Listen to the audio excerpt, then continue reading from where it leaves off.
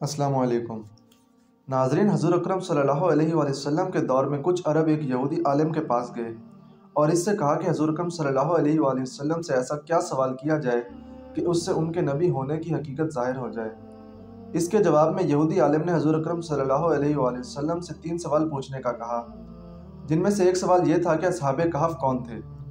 लिहाजा अल्लाह पाक ने अपने महबूब हज़ूर अकरम सल्लल्लाहु अलैहि वसल्लम को इसका मुकम्मल जवाब कुरान मजीद की सूरह कहफ के अंदर वजाहत से फरमाया। इस सूरह के मुताबिक ये हज़रत ईसा अलैहिस्सलाम का दौर था जब अल्लाह पाक ने इनको आज के दौर के फ़लस्तीन के इलाके में लोगों को इस्लाम की तबलीग के लिए भेजा। ये इलाका इस वक्त रोमन एम्पायर में शुमार होता था और ये बुत परस्त लोग थे। यहाँ एक यहूदी बादशाह की हुक्मरानी थी जो रोमन हुकूमत के मातहत ही काम कर रहा था।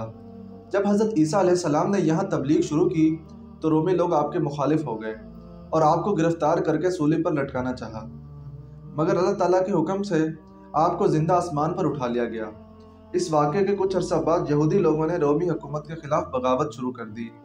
लिहाजा इसके रद्द अमल में गुस्सा होकर टाइटस नामी रोमी बादशाह ने यरूशलेम और फ़लस्तीन पर हमला करके इसे मुकम्मल तबाह कर दिया, हत्ता के बैतुल मुक़द्दस को भी मुकम्मल तबाह कर दिया गया। इस वाक़े के दौरान 1.5 लाख यहूदी कत्ल हुए और जो बचे कुचे यहूदी यहाँ रह गए थे वो जान बचाकर फ़लस्तीन से निकल गए। और यूँ सिर्फ ईसाई लोग जो हज़रत ईसा अलैहिस्सलाम के मानने वाले थे, इनकी तालीमात के पैरोकार थे, वही सिर्फ फ़लस्तीन में रह गए। इस ज़माने में दकियानूस नामी बादशाह की हुकूमत थी जो कि रोमी था और बुत परस्त था। लिहाजा इसकी हुकूमत में मौजूद ईसाई लोगों पर इसने जुल्म व सितम करना शुरू कर दिया। यहाँ तक कि हज़रत ईसा अलैहिस्सलाम के मानने वाले या इनके चंद नौजवान हवारियों को एक रोज़ इसने अपने दरबार में बुलाया और इनसे कहा कि मैं तुम्हें चंद रोज़ की मोहलत देता हूँ कि तुम अपने नए दिन यानी ईसाइयत से बाज आ जाओ, वरना मैं तुम्हें कत्ल करवा दूंगा। हिस्टोरी क्यूज़ की वीडियोस में एक बार फिर से खुशामदीद। नाज़रीन, हज़रत ईसा अलैहिस्सलाम के पैरोकार ये नौजवान दरअसल असहाबे कहफ थे, जिनके वाक़े का जिक्र कुरान मजीद के सूरह कहफ में वजाहत से मौजूद है। इन नौजवानों ने जब ये धमकी सुनी तो शदीद परेशान हो गए, क्योंकि वो इस बादशाह से लड़ने की हिम्मत नहीं रखते थे और ना ही शहर में रहकर ईसाई तालीमात जारी रख सकते थे, वरना दकियानूस बादशाह इन्हें कत्ल करवा देता। लिहाजा इन्होंने शहर छोड़कर कहीं भाग जाने का फैसला किया और अल्लाह पाक की ज़ात पर भरोसा करके शहर से निकल गए, ये सोचते हुए कि अब अल्लाह ताला ही हमारे लिए कोई फ़ैसला करेगा और हमारे लिए कोई नया रास्ता बनाएगा। यहाँ तक कि वो एक पहाड़ की गार में जाकर छुप गए और वहीं इस गार में सो गए। यहाँ तक कि सोते सोते 300 साल का अरसा गुजर गया, यानी 300 साल तक ये लोग इस गार में सोते रहे। दकियानूस बादशाह ने जब इन लोगों को तलाश करवाया तो इसे मालूम हुआ कि ये लोग इस गार में मौजूद हैं, तो वो बहुत गैज़ व गज़ब का शिकार हुआ। लिहाजा इसने गुस्से में आकर हुक्म दिया कि गार को एक संगीन दीवार लगाकर बंद कर दिया जाए, ताकि ये लोग इस गार में रहकर ही मर जाएं और कभी बाहर ना आ सकें। जबकि इसने जिस शख्स के ज़िम्मे ये काम लगाया था वो बहुत ही नेक और ईमानदार आदमी था। इसने असहाबे कहफ के नाम, इनकी तादाद और पूरा वाक़या एक तख्ती पर कुंदा करवाकर तांबे के संदूक में रखकर दीवार की बुनियादों में रख दिया। इसी तरह की एक और तख्ती शाही खजाने में भी रखवा दी। इस 300 साल के अरसे के दौरान दकियानूस बादशाह मर गया और कई बादशाह और कई हुकूमतें आईं और चली गईं। यहाँ तक कि 300 ईस्वी में रोमन एम्पायर ने भी ईसाइयत इख्तियार कर ली। इस ज़माने के बाद यानी 446 ईस्वी में बैदरोस नामी ईसाई बादशाह की हुकूमत आई, जो कि एक नेक दिल और इंसाफ पसंद बादशाह था और इसने सालों तक शान व शौकत से हुकूमत की। इसके दौर में मजहबी फ़िरका पसंदी जब अरूज पर पहुंच चुकी थी और लोगों में मरने के बाद दोबारा ज़िंदा किए जाने और क़यामत का यकीन ख़त्म होता जा रहा था, तो अपनी कौम का ये हाल देखकर बैदरोस बादशाह इंतहाई रंजीदा हुआ और एक रोज़ तन्हाई में अपने मकान में जाकर बंद हो गया। यहाँ वो अल्लाह पाक की बारगाह में बेकरारी से दुआ करता रहा कि ए अल्लाह, कुछ ऐसी निशानी ज़ाहिर फरमा कि मेरी कौम के लोगों का ईमान फिर से ताज़ा हो जाए और इन्हें क़यामत और मरने के बाद दोबारा ज़िंदा किए जाने और एक खुदा के मौजूद होने का यकीन हो जाए। अल्लाह ताला ने इसकी ये दुआ कबूल फरमाई। लिहाजा एक रोज़ एक चरवाहा अपनी बकरियों को ठहराने के लिए एक गार के पास पहुंचा।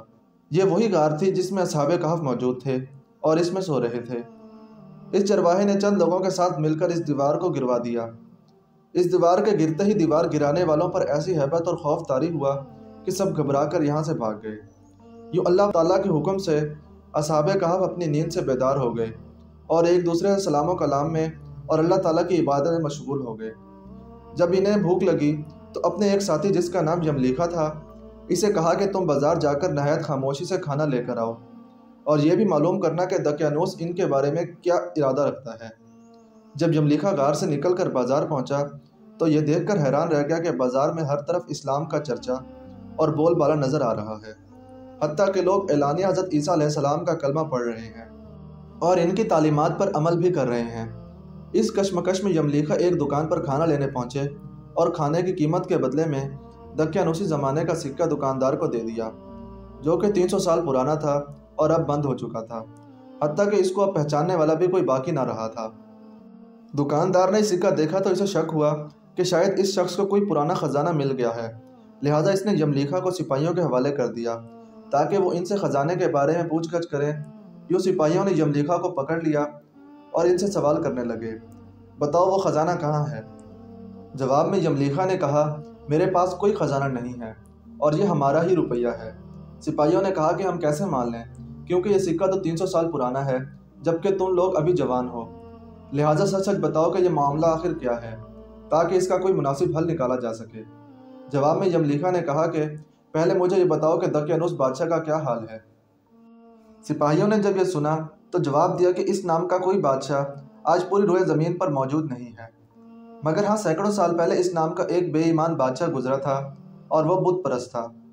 یہ جواب سن کر یملیکھا حیران و پریشان ہو کر رہ گئے اور بتایا کہ ابھی کل ہی ہم اس کے شر سے اپنی جان اور ایمان بچا کر بھاگے تھے اور میں اور میرے ساتھی قریب کی ایک غار میں چھپ گئے تھے، جبکہ میرے باقی ساتھی اب بھی اس غار میں موجود ہیں۔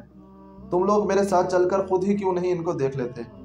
جب سپاہی اور شہر کے لوگ ایک کثیر تعداد میں اس غار کے پاس پہنچے تو اصحاب کہف یملیکھا کے انتظار میں تھے کہ انہوں نے آنے میں بہت دیر کر دی اور شاید یملیکھا کو بادشاہ نے گرفتار کروا لیا ہو۔ جب غار پر بہت سے آدمی پہنچے اور شور و غل سنائی دینے لگا تو اصحاب کہف سمجھے شاید دقیانوس کی فوج ہمارا تعاقب کر کے غار تک آ پہنچی ہے، لہٰذا وہ اللہ پاک کے ذکر و اذکار اور حمد و ثنا میں مشغول ہو گئے۔ سپاہیوں نے غار پر پہنچ کر وہ تانبے کا صندوق برآمد کر لیا اور اس کے اندر سے تختی کو نکال کر پڑھا تو وہاں اصحاب کہف کے نام اور یہ لکھا ہوا تھا کہ یہ مومنوں کی جماعت ہے اور اپنے دین کی حفاظت کے لیے دقیانوس بادشاہ کے خوف سے اس غار میں پناہ گزین ہوئی ہے، اور دقیانوس نے غصے میں آ کر اس غار کے منہ کو بند کروا دیا ہے، لہٰذا جب کبھی بھی یہ غار کھلے تو لوگ اصحاب کہف کا حال یہاں سے معلوم کر سکیں۔ سپاہی یہ دیکھ کر حیران و پریشان رہ گئے اور جب کچھ سمجھ نہ آیا تو اپنے بادشاہ بیدروس کو اصحاب کہف کی خبر دی۔ بیدروس بادشاہ نے جب یہ خبر سنی تو فوراً اپنے امراء اور عمائدین شہر کے ساتھ اس غار پر پہنچ گیا۔ اصحاب کہف نے غار سے نکل کر بادشاہ سے تمام واقعہ بیان کیا۔ بیدروس نے سجدہ گزار ہو کر اللہ پاک کا شکر ادا کیا کہ اے اللہ میری دعا قبول ہوئی اور آپ نے ایسے نشانی ظاہر فرما دی کہ انسان موت کے بعد زندہ ہونے کا یقین ضرور کرے گا۔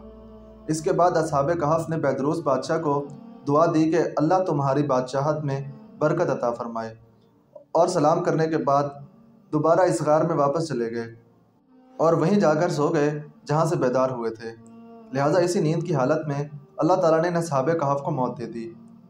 بادشاہ بیدروس نے سال کی لکڑی کا صندوق بنوا کر اصحاب کہف کی لاشوں کو اس میں رکھوا دیا۔ بیدروس بادشاہ نے غار کے منہ پر ایک مسجد بھی بنوا دی اور سالانہ ایک دن مقرر کر دیا جب لوگ اصحاب کہف کی قبروں کی زیارت کے لیے آیا کرتے تھے۔ ناظرین، اصحاب کہف کے تعداد کے بارے میں علماء کرام کی بہت سی رائے پائی جاتی ہیں۔ حضرت عبداللہ بن عباس فرماتے ہیں کہ اصحاب کہف کی تعداد 7 تھی اور 8واں ان کا کتا تھا، جبکہ ان کے ناموں میں بھی اختلاف ہے۔ ناظرین، یہاں سوچنے کی بات یہ ہے کہ آخر یہ سب کیسے ممکن ہوا؟ اصحاب کہف پر وقت اثر انداز کیوں نہیں ہوا اور نہ ہی ان کے جسمانی خد و خال میں کوئی تبدیلی واقع ہوئی، جبکہ ان کے آس پاس 300 سال کا وقت گزر گیا؟ تمام جہانوں کے پالنے والے رب کے لیے، جس کے ہاتھ میں دنیا و کائنات کا نظام موجود ہے، کچھ بھی ناممکن نہیں۔